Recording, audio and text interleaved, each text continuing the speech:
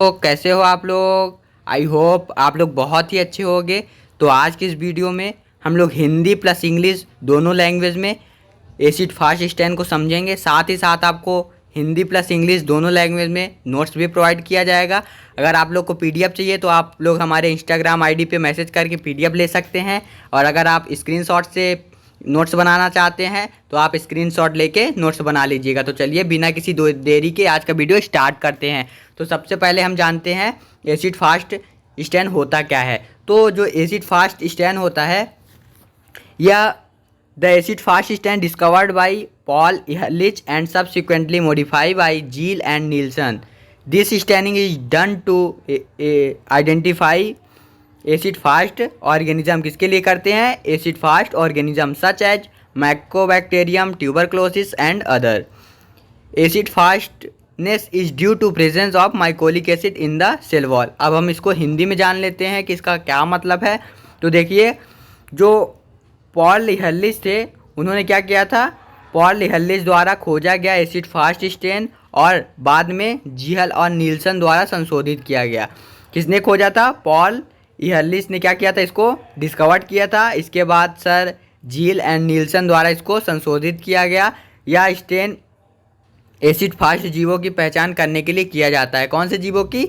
Acid fast जीवों की पहचान करने के लिए किया जाता है, जैसे कि हो गया माइकोबैक्टीरियम, ट्यूबरक्लोसिस हो गए और अदर जीवाणुओं को क्या करते हैं, इसमें आइडेंटिफाई किया जाता है।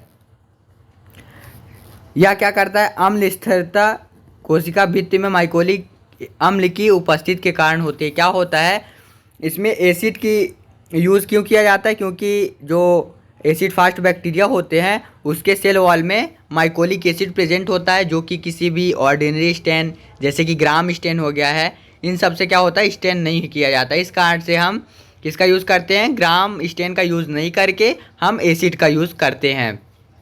अब हम देखते हैं इसमें कौन कौन से रिक्वायरमेंट लगेंगे। आपको हम डायग्राम में भी दिखाएंगे कौन कौन से रिक्वायरमेंट की आवश्यकता होती है। तो चलिए बिना किसी देरी के देखिए, सबसे पहले हमको स्लाइड की आवश्यकता पड़ती है। ये आपको दिख रहा होगा डायग्राम में, स्लाइड की आवश्यकता पड़ती है। इसके बाद हमें बुनसेन बर्नर की आवश्यकता पड़ती है, जिससे हम क्या करते हैं, स्लाइड को हीट करते हैं, हीट करके फिक्स करते हैं। इसके बाद हमको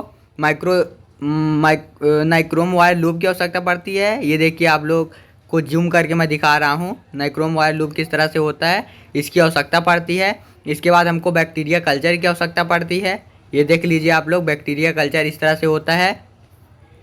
इसके बाद हमको माइक्रोस्कोप की आवश्यकता पड़ती है, जिससे हम ऑब्जर्व करते हैं कि एसिड फास्ट बैक्टीरिया है या नॉन एसिड फास्ट बैक्टीरिया है।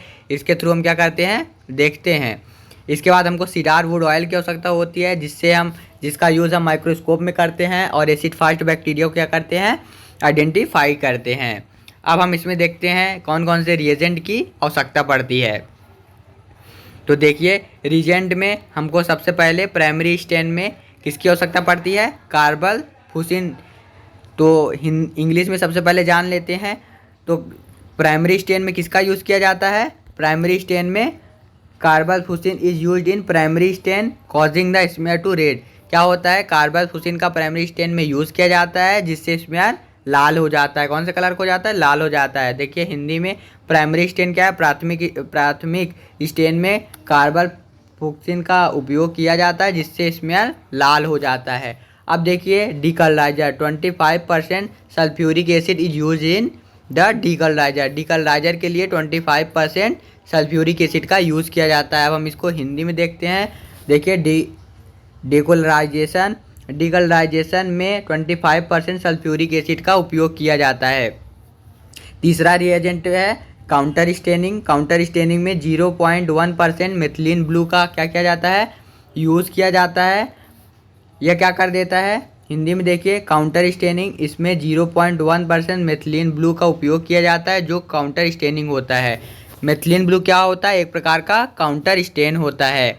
अब हम इसका प्रिंसिपल जानते हैं कि प्रिंसिपल में क्या बताया गया है, किसके बेस पे इसका प्रिंसिपल वर्क करता है।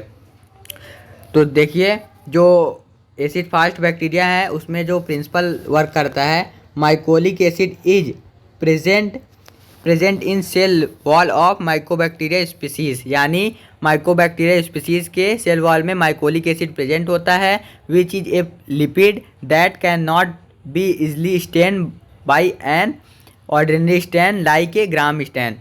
That's why carbol fuchsin is used. Carbol fuchsin stain red after penetrate the cell wall. The background is washed when decolorizer is used, and stain blue or green when methylene blue is added. जब methylene blue को add करते हैं तो blue या green colour का stand कर देता है.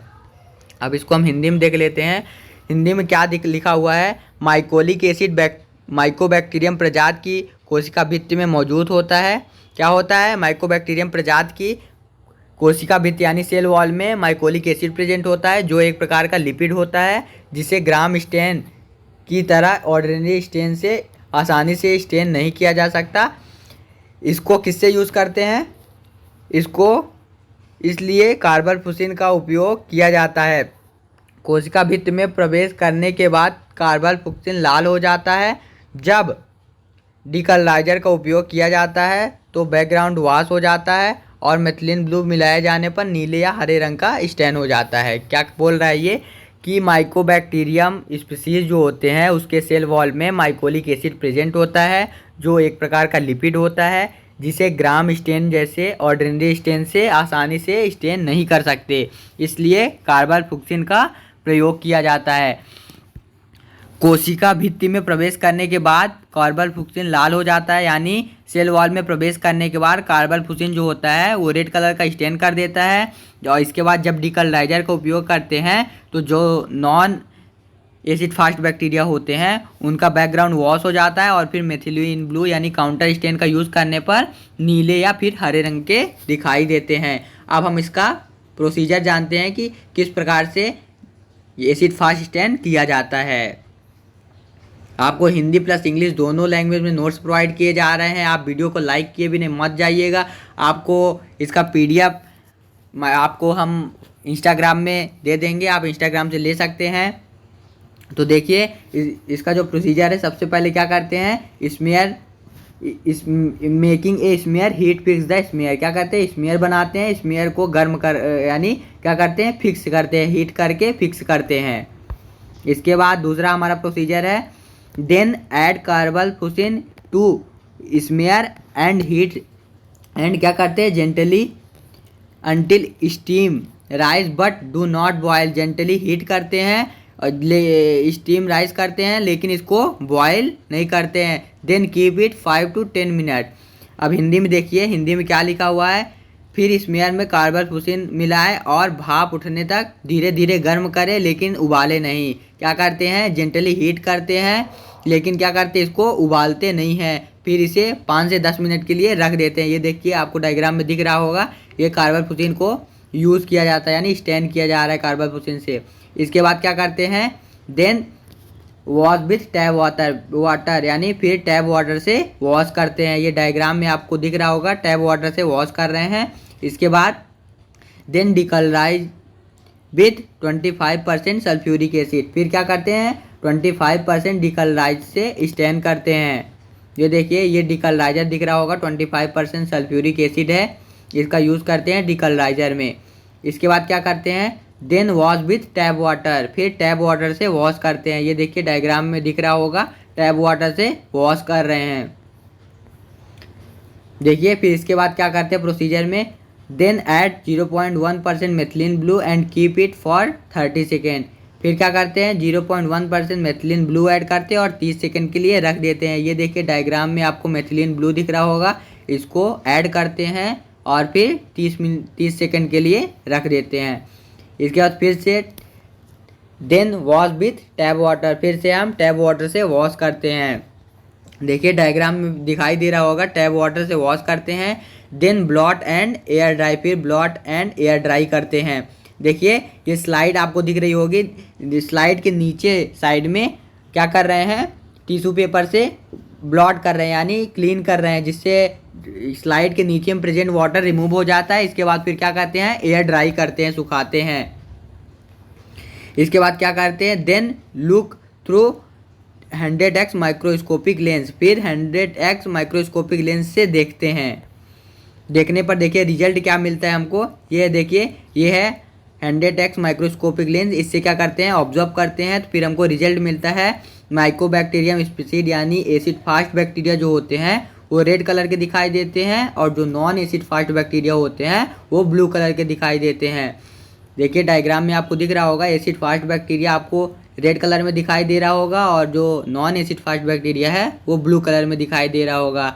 अब आपको एक आंसर बताना है कि acid fast bacteria red colour के क्यों दिखाई देते हैं और non acid fast bacteria blue colour के क्यों दिखाई देते हैं। अगर आपको पीडीएफ चाहिए इसका नोट्स का तो आप हमको इंस्टाग्राम में फॉलो कर सकते हैं, वहाँ पे आप मैसेज करेंगे, हम आपको इसका लिंक भेज देंगे, वहाँ से आप पीडीएफ डाउनलोड कर सकते हैं। तो अगर आपको वीडियो अच्छी लगी हो तो वीडियो को लाइक कर दें, चैनल पे नए हैं तो चैनल को सब्सक्राइब कर दें, क्योंकि इसी तरह के मेडिकल से रिलेटेड वीडियो हम आप लोग के लिए प्रोवाइड करते रहेंगे। Thank you.